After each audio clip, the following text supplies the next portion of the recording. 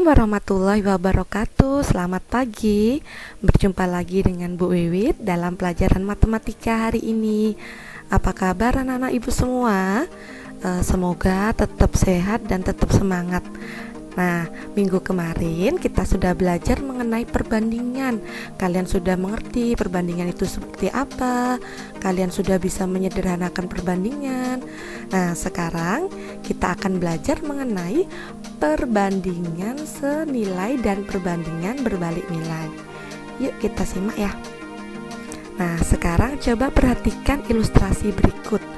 Ima membeli buku tulis sebanyak 2 lusin dengan harga Rp96.000.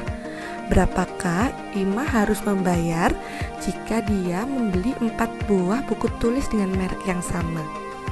Nah, tadi Ima membeli buku tulis seharga Rp96.000 ya. Itu sebanyak 2 lusin. Nah, jika dia itu membeli 4 buah, itu berapa ya kira-kira harganya? Lebih besar atau lebih kecil? Oke, coba ya. 2 lusin berarti 1 lusin kan 12 ya. Jadi 2 dikali 12 24. Berarti 24 buku itu harganya Rp96.000. Nah, berapa kira-kira harga satu buah harga 4 buah buku ya?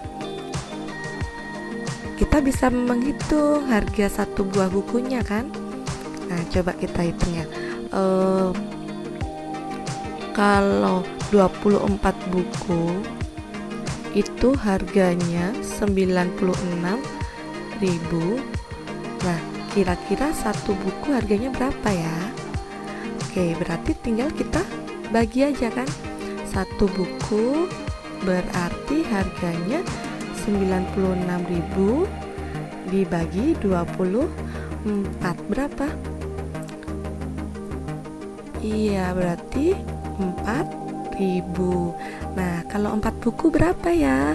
Nah, kalian bisa mengalihkan kan? 4 buku. Kalau satu bukunya 4.000 berarti 4 buku ya dikalikan 4 dikali 4.000 berarti Rp16.000 gitu ya. Nah, jika Ani ingin membeli 3 lusin di toko yang sama dengan merek yang sama ya, sama-sama Sidu nih. Nah, berapakah Ani harus membayar? Berarti dia lebih tinggi atau lebih rendah membayarnya? Lebih banyak atau lebih sedikit? Iya, pasti lebih banyak kan. Nah, di sini tadi 2 lusin harganya Rp96.000. Atau bisa kita tuliskan kan, 1 lusin berarti kita bagi 2 kan. Rp96.000 dibagi 2 berarti Rp48.000. Kalau 3 lusin berarti tinggal kita kalikan 3 dikali 48 berarti harganya berapa? Iya, Rp144.000. Nah, ketika tadi bukunya sedikit, kalian perhatikan ya, bukunya sedikit, harganya juga akan berkurang kan? Ketika bukunya nambah, nih, harganya pasti akan bertambah juga. Bisa kita lihat ya, jumlah bukunya turun, harganya juga akan turun. Jika jumlah bukunya naik, harga bukunya akan naik. Inilah yang dinamakan dengan perbandingan senilai. Jadi ngerti ya perbandingan senilai itu apa? Apa ya? Oke, perbandingan senilai itu berarti perbandingan dari 2 buah hal atau lebih yang jika salah satu variabelnya bertambah, maka variabel yang lainnya juga akan ikut bertambah. Dan berlaku sebaliknya, kalau variabelnya yang satu berkurang, maka variabel yang lainnya juga akan berkurang gitu.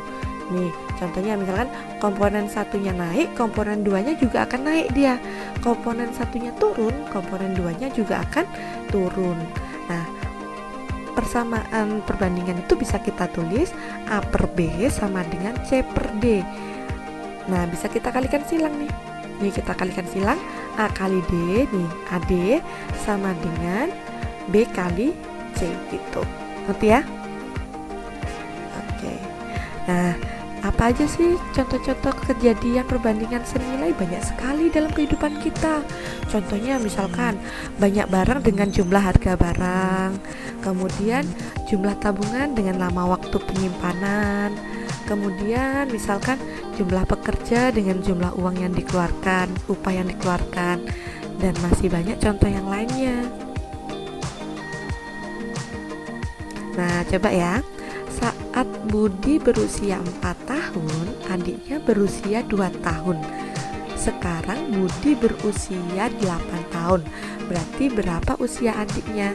Di sini saya katakan Budi ya. Di sini adik. Oke. Nah, Budinya 4 tahun, ternyata adiknya berusia 2 tahun. Sekarang Budinya 8 tahun. Kira-kira adiknya berapa tahun? Nah, kita menggunakan perbandingan ya, mengerjakannya biar lebih gampang. Di sini bisa kita tuliskan 4/8 sama dengan 2 per, ini karena belum diketahui saya misalkan X ya, 2 per X.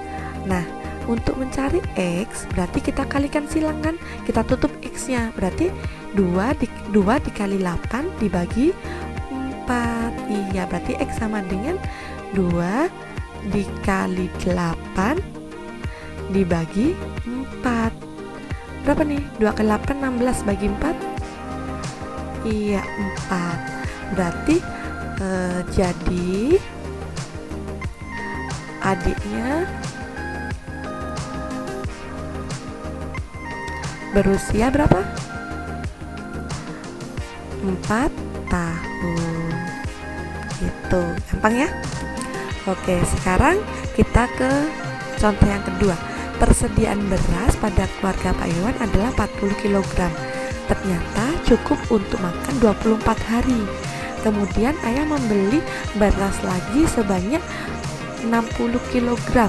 Maka beras tersebut cukup untuk berapa hari gitu ya.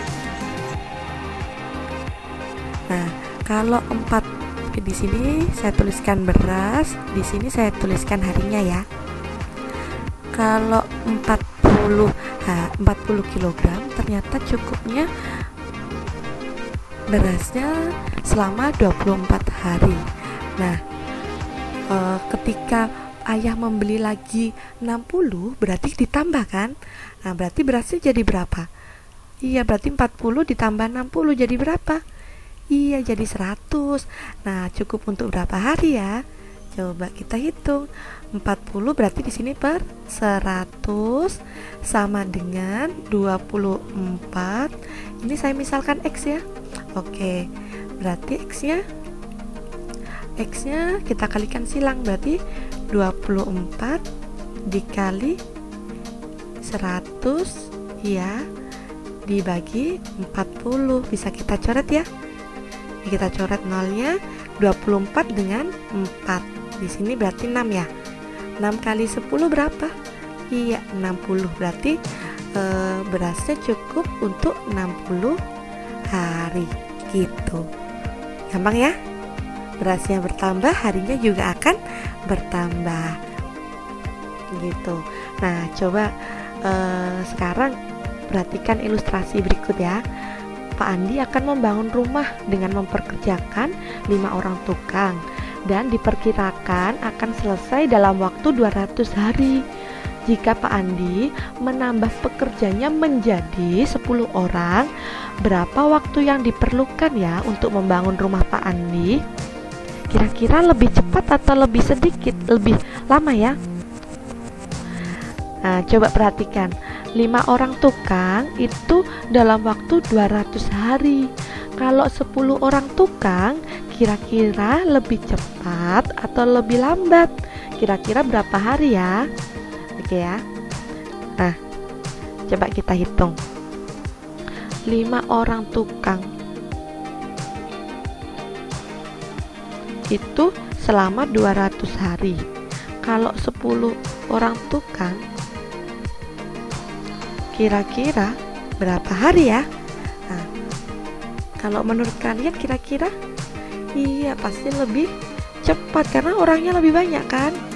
Oke, lebih cepat pasti. Nanti itu cara menghitungnya saya ajarin. Oke. Nah, ketika jumlah pekerjanya naik, waktu penyelesaiannya pasti akan turun. Jumlah pekerjanya turun, waktu penyelesaiannya akan naik. Inilah yang dinamakan dengan perbandingan berbalik nilai. Nah, untuk perbandingan berbalik nilai itu adalah perbandingan dari dua buah hal yang atau lebih yang jika salah satu variabelnya bertambah, maka variabel lainnya berkurang, dan berlaku sebaliknya. Ketika variabelnya yang satunya berkurang, maka variabel yang satunya akan bertambah.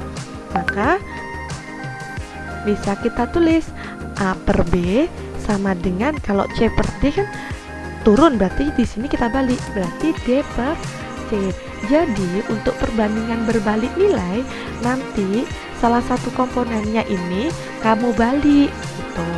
Coba ya, tadi yang rumah tadi kita hitung, berarti bisa kita hitung nih, 5 per 10 sama dengan, berarti ini kita balik, berarti ini kita misalkan X ya, di sini X per 200, berarti X-nya sama dengan 5 dikali 200 dibagi 10. Oke, berarti kita coret ya, 5 kali 20 berapa? Iya, 100. Jadi di sini 10 orang tukang ternyata lama penyelesaiannya adalah 100 hari. Jadi akan lebih cepat. Ngerti? Jadi kalau perbandingan berbalik nilai, salah satunya nanti kita balik. Nah, kejadian perbandingan, maaf nih salah nulis ya, berbalik nilai.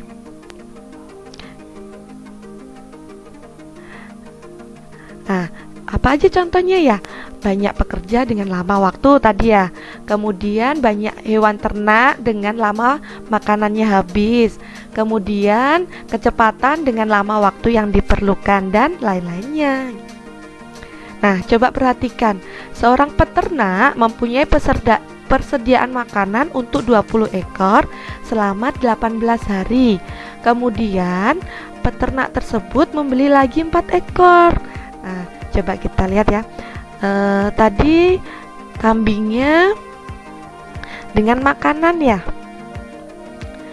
kambingnya 20, ternyata makanannya habis dalam waktu 18 hari. Kemudian ketika membeli 4 ekor lagi, berarti jadi berapa kambingnya? Iya, jadi 20 tambah 4 berapa? 24. Nah, jadi berapa ya? Kita misalkan X. Nah, berarti kita balik kan? Nah, berarti bisa kita tulis 20 per 24, berarti sama dengan X per 18. Berarti X sama dengan, ingat ya, kalau berbalik nilai berarti ini kita balik. Nah, berarti X-nya 20 dikali 18 dibagi 24. Nah, berarti 18 sama 24 kan bisa kita sederhanakan ya. Dibagi berapa? Iya, dibagi 6, berarti ini 3 ya. Nah, ini dibagi berapa dengan ini? Iya, dibagi 4 bisa kan? Di sini 5. 5 kali 3 berapa? 15. Di sini 1, berarti 15 ya. Nah, berarti makanannya akan habis. Jadi, makanannya akan habis dalam waktu berapa? Iya, 15 hari gitu. Gampang kan? Jadi yang perlu kalian ingat, kalau senilai tinggal kasih perbandingan aja, nggak perlu dibalik ya. Kalau berbalik nilai baru dibalik, tapi cara pengerjaannya sama gitu. Nah, nanti ibu kasih latihan ya. Selamat mengerjakan. Silakan dipelajari, semoga bermanfaat ya. Wassalamualaikum warahmatullahi wabarakatuh.